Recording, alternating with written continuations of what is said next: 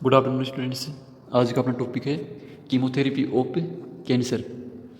Means cancer में हम ऐसी कौन सी ड्रग्स यूज करते हैं जिनसे कैंसर का ट्रीटमेंट हो। ऐसे कुछ केमिकल्स एजेंट हम यूज करते हैं जिनसे अपन कैंसर की जो कंडीशन है उसको कम कर सकते हैं, तो उसको बोलते हैं कीमोथेरेपी ऑफ कैंसर। तो सबसे पहले जैसे डेफिनेशन की बात करें अपन, तो application of chemical combination to treat और cure cancerous condition is called chemotherapy. तो ऐसे मतलब केमिकल एजेंट्स से जिनको हम कैंसर कंडीशन को ट्रीट करने के लिए यूज करते हैं उसको बोलते हैं कीमोथेरेपी। अब ऐसी कई प्रकार की थेरेपी है। जैसे मैं आपको बताऊं कि कैंसर की ट्रीटमेंट के लिए केवल कीमोथेरेपी ही इफेक्टिव नहीं होती है। जैसे अपन अकेली जैसे कीमोथेरेपी के बेस पे ही अपन रहे तो कैंसर का इफेक्टिवली ट्रीटमेंट नहीं हो सकता। तो इसलिए और भी कई थेरेपीज है जो अपन यूज करके कैंसर का ट्रीटमेंट कर सकते हैं। तो सबसे पहले अपन बात करते हैं कि कीमोथेरेपी को मतलब किसे बोलेंगे। तो जब हम कैंसर को ट्रीट करने के लिए केमिकल एजेंट्स का यूज करते हैं तो उसको बोलते हैं कीमोथेरेपी। और जब अपन रेडिएशन यूज करते हैं, जब कैंसर के ट्रीटमेंट के लिए अपन रेडिएशन वेव्स यूज करते हैं तो उसको बोलते हैं रेडियोथेरेपी। और कुछ कंडीशंस में हम कैंसर का सर्जिकल मैनेजमेंट भी करते हैं और पेशेंट की जो भी कैंसर की जो ट्यूमर है उसको सर्जरी के द्वारा बॉडी से रिमूव कर देते हैं, तो उससे बोलते हैं सर्जिकल मैनेजमेंट। अब बात करते हैं कि कैंसर के ट्रीटमेंट में अगर हम इन सभी थेरेपीज को कॉम्बिनेशन में यूज करें तो कैंसर का बेटर ट्रीटमेंट हो सकता है। अब बात करते हैं कैंसर क्या है।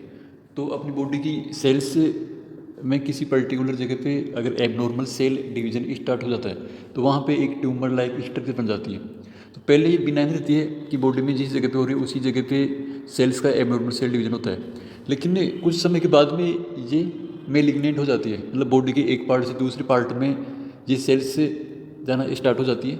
मीन्स बॉडी में अगर एक जगह कैंसर हो रहा है तो उसके बाद में जब ये मेलिग्नेंट होगा तो किसी भी पार्ट में एबनॉर्मल सेल डिवीजन हो सकता है और वहाँ पे भी कैंसर डेवलप हो सकता है। अब बात करते हैं common adverse effects of chemotherapy. अब जैसे आप जानते हो कि अपन कोई भी मेडिसिन लेते हैं, कोई भी ड्रग लेते हैं तो उसके कुछ एडवर्स इफेक्ट और साइड इफेक्ट्स होते हैं। तो अब बात करते हैं कि कीमोथेरेपी मतलब कैंसर की जो ड्रग्स अपन यूज करते हैं तो उसके क्या एडवर्स इफेक्ट होते हैं। तो सबसे पहला एडवर्स इफेक्ट है बोन मैरो डिप्रेशन। मीन्स अपनी जो बोन मैरो है जहाँ पे red cells RBC WBC platelets आदि का फॉर्मेशन होता है, तो बोन मेरो अगर डिप्रेस हो जाएगी मीन्स बोन मेरो की जो एक्टिविटी है वो डिमिनिश हो जाती है एंटी कैंसर ड्रग्स के यूज़ से। तो इसके कारण से कुछ कंडीशन अकर हो सकती है। ये कंडीशन कौन कौन सी है, जैसे ल्यूकोपीनिया है, एनीमिया है, थ्रोम्बोसाइटोपिनिया। तो ल्यूकोपीनिया मीन्स ल्यूकोसाइट्स की कमी, एनीमिया मीन्स RBC की कमी, और थ्रोम्बोसाइटोपिनिया मीन्स प्लेटलेट्स डिक्रीज होना। अब नेक्स्ट एडवर्स इफेक्ट है cell proliferation. Cell proliferation means होता है normal development and divideation of cell. A patient consuming cancer therapy have their effect on normal dividing cells which manifested by stomatitis, oesophagitis, glossitis and pain. अब जैसे बात करते हैं कि जब अपन anti cancer therapy लेते हैं तो सेल्स का जो डिवाइडेशन है और जो ग्रोथ है वो भी एबनॉर्मल हो सकती है, जिसके कारण से कुछ कंडीशंस अकर हो सकती है, जैसे स्टोमेटाइटिस मतलब से जो ओरल कैविटी है उसमें सोर्स वगैरह होना, वहाँ पे इन्फेक्शन एंड इन्फ्लामेशन होना।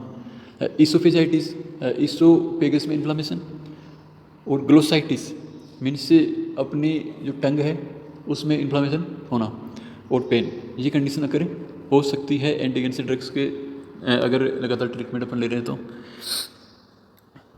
और क्या एडवर्स इफेक्ट होते हैं, एंटी कैंसर मेडिसिन से अपने जो हेयर फॉलिकल्स है उनकी सेलुलर एक्टिविटी को सप्रेस कर देते हैं, जिसके कारण से अपने बाल झड़ना स्टार्ट हो जाते हैं, और जिसके कारण एलोपीशिया की कंडीशन अकर हो सकती है, हेयर लॉस की कंडीशन अकर हो सकती है एंटी कैंसर ड्रग्स के अगर ट्रीटमेंट चलता है तो।